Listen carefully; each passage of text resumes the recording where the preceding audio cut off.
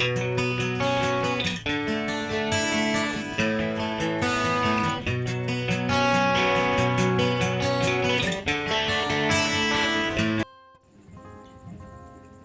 मित्रों। तो पिछले वीडियो में हमने जाना कि हिंदी साहित्य के प्रथम कवि के बारे में, जो कौन थे। सरहपाद के बारे में भी हमने जाना और शालिभद्र सूरि के बारे में भी हमने जाना और उनकी कुछ रचनाएं भी हमने पढ़ी। आज हम जानेंगे प्रथम रचना के बारे में।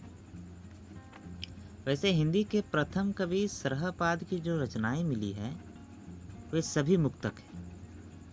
अतः प्रथम रचना के नाम पर किसी एक पुस्तक को प्रस्तुत नहीं किया जा सकता।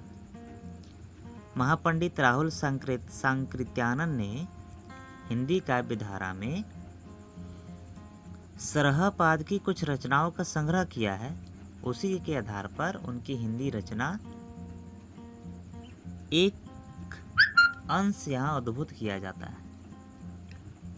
जैसे जह मन पवन ना संचरई रवि शशि ना पवेश तही वट चित विषाम करु सरेह कहिय उवेश पंडिय सल सत्थ बखानी देहि बुद्ध बसंत न जाने।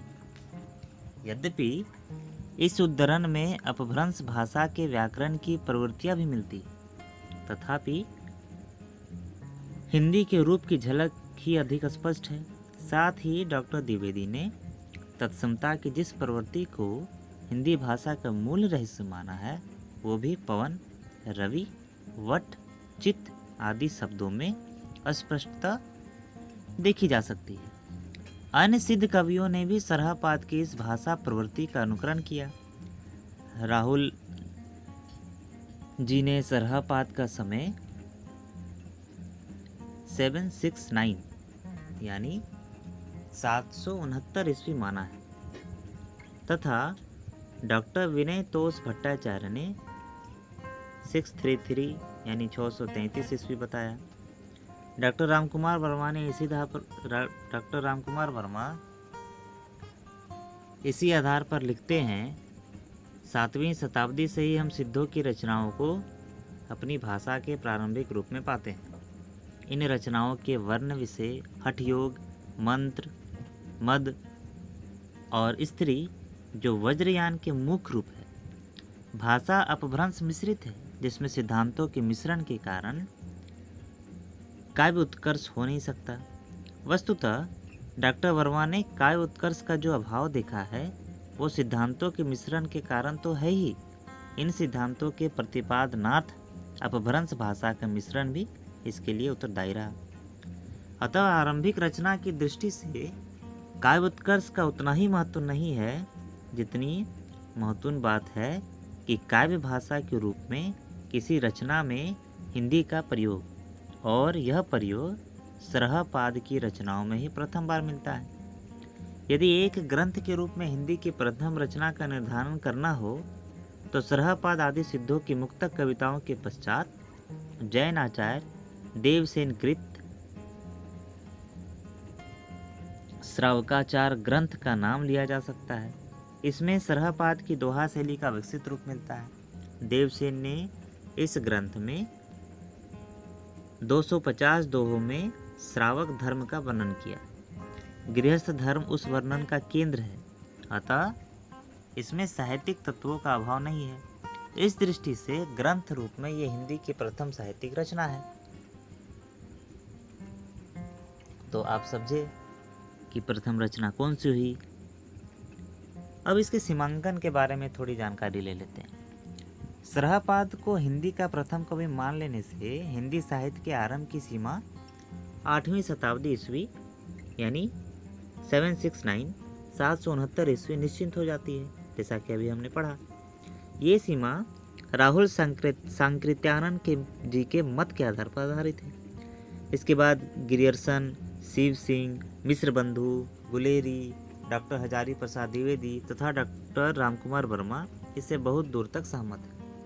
दूसरा पक्ष उन विद्वानों का है जो साहित्य का आरंभ यानी हिंदी साहित्य का आरंभ ईसा की 10वीं शताब्दी के अंतिम 7 वर्षों से मानते हैं। इन विद्वानों का नेतृत्व आचार्य रामचंद्र शुक्ल ने किया। उनके मत से मुंज और भोज के समय यानी 993 ईस्वी से पुरानी हिंदी का प्रयोग शुद्ध साहित्य में हुआ, किंतु शुक्ल जी ने पुरानी हिंदी को ही प्राकृताभास हिंदी या अपभ्रंश भी कहा तथा जिन 12 कृतियों के आधार पर वीरगाथा काल का नामकरण किया, अभी आगे हम वीरगाथा काल के बारे में आप सबको बताएंगे, उनमें भी वे अपभ्रंश की 4 कृतियां बतलाते हैं। आगे चलकर वीरगाथा काल को अपभ्रंश काल एवं देशभाषा काव्य में विभाजित करके सरहपाद, देवसेन आदि कवियों का परिचय देते हैं। अतः अप्रत्यक्ष वे स्वयं भी वीरगाथा काल से संबंधित आदिकाल की सीमा सरहपाद तक पीछे लौटाते हैं, वो भी मानते हैं इस बात को। जिस प्रकार हिंदी साहित्य के आदिकाल की आरंभिक सीमा विवादग्रस्त रही, किंतु इस सत्य से अप्रत्यक्षतः ही सही आचार्य रामचंद्र शुक्ल जी ने जैसे विद्वान भी सहमत रहे कि सिद्धों और जैन कवियों की कई रचनाओं को उसके बाहर नहीं रखा जा सकता, उसी प्रकार उसकी अंतिम सीमा भी विवादग्रस्त अवश्य है। हिंदी साहित्य के इतिहास का काल विभाजन करने वाले प्रथम इतिहासकार डॉक्टर गियर्सन रहे। कौन रहे? हिंदी साहित्य के इतिहास का काल विभाजन करने वाले प्रथम इतिहासकार डॉक्टर गियर्सन है।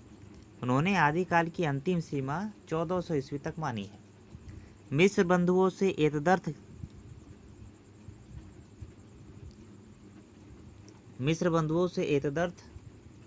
1390 ईस्वी का वर्ष स्वीकार किया। रामचंद्र शुक्ल आदिकाल की अंतिम सीमा 1318 ईस्वी तक मानते हैं। डॉक्टर राम शंकर शुक्ल रसाल ने उसे 1343 ईस्वी तक ले गए, किंतु डॉक्टर रामकुमार वर्मा शुक्ल जी से सहमत है। अन्य इतिहासकार भी अधिकांशतः शुक्ल जी से सहमत हैं। ये ठीक है कि शुक्ल जी ने विद्यापति को आदिकाल के अंतर्गत रखा और विद्यापति का रचना काल 1375 ईस्वी से 1418 ईस्वी के मध्य माना जाता है और इस दृष्टि से आदिकाल की अंतिम सीमा 1418 होनी चाहिए।